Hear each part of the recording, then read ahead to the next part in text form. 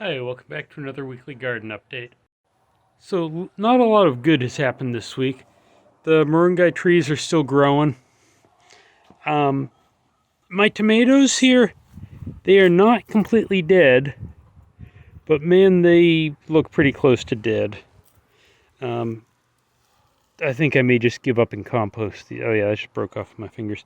I'll probably give up and just compost all of this. Ooh. Well, we just had a... Where did he go? There's a rabbit under there.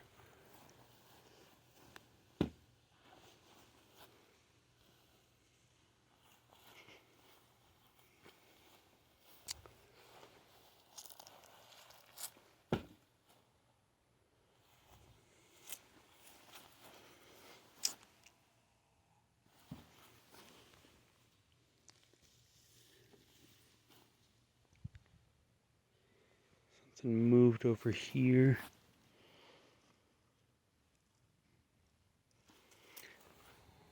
There he goes. So, as you can see, I've got problems with rabbits eating the tops off of our sweet potatoes. Those were looking really good until the rabbits discovered them. So, at some point, I need to kill a bunch of rabbits. And play Elmer Fudd later.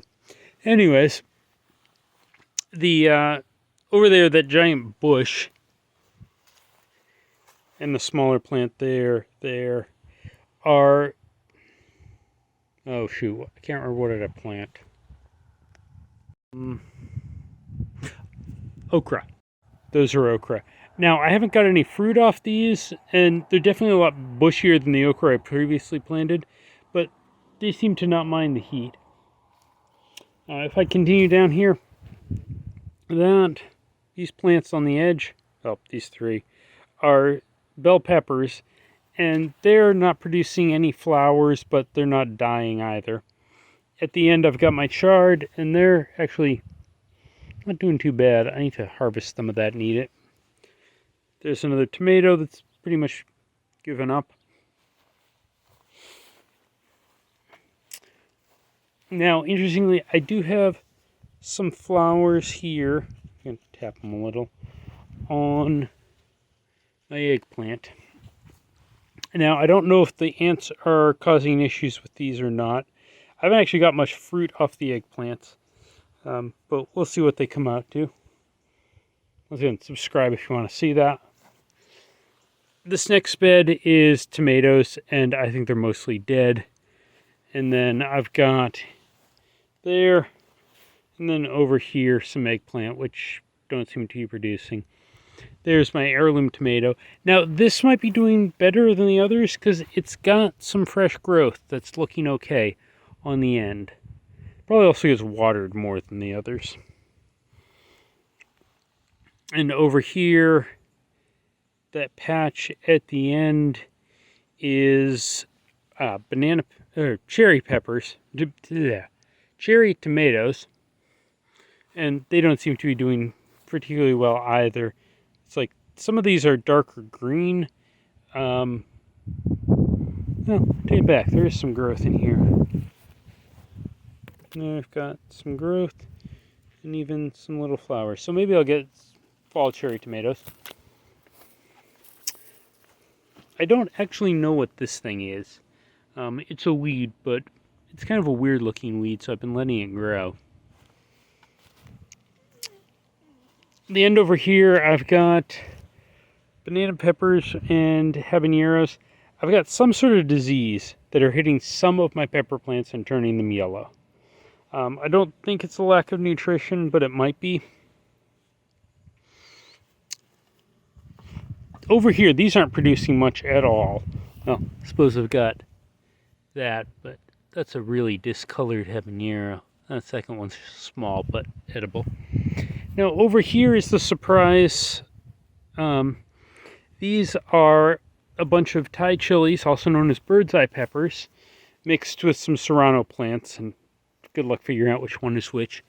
And as you can see, they're still producing really well, and even in this hot Texas summer. So these I'm definitely doing again. They also make really good hot sauce, which you'll see in some other videos. Now, I've got a few other garden-related improvement projects going on, though, that's worth mentioning. If we go over here, first one, which you saw earlier, is that giant tote. That is a 275. Oh, another freaking rabbit. Oh, I hate rabbits. Okay, anyways, tote.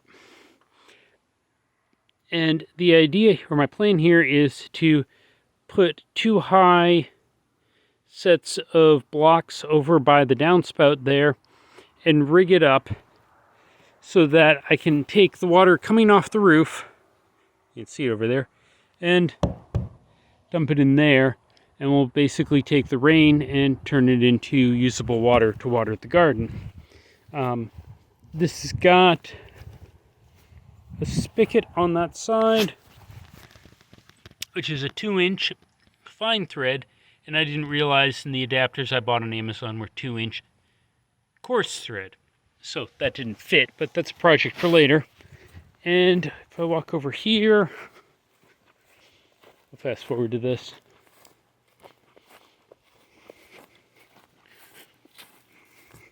Oh, by the way, blueberry plants 1 and 2, those are pretty much dead.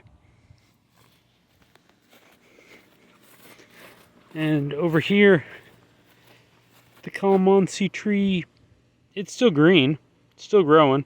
It's getting a huge amount of water, but it's just not getting much bigger.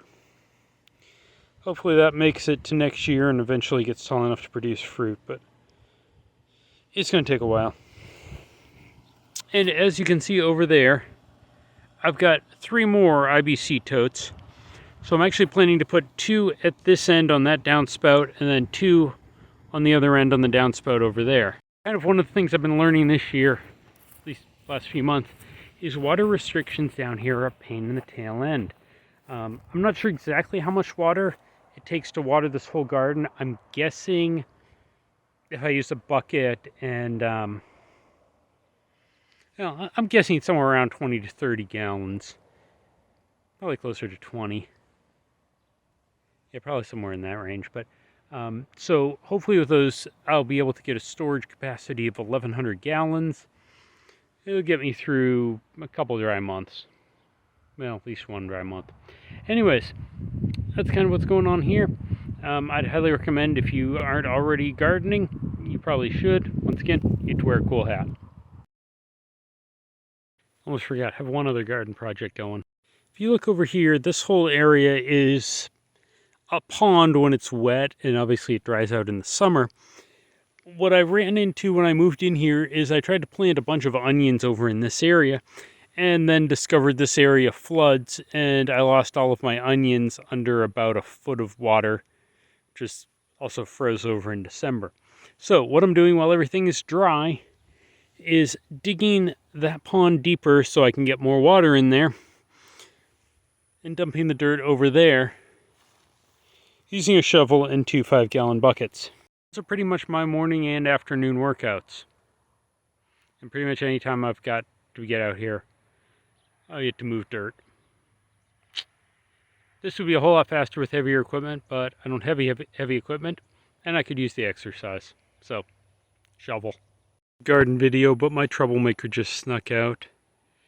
If anyone wonders what the chickens' names are, that chicken is named Troublemaker because she jumps the fence and comes out here anytime I'm working.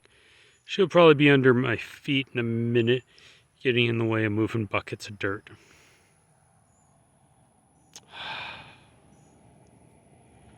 Yeah, chickens.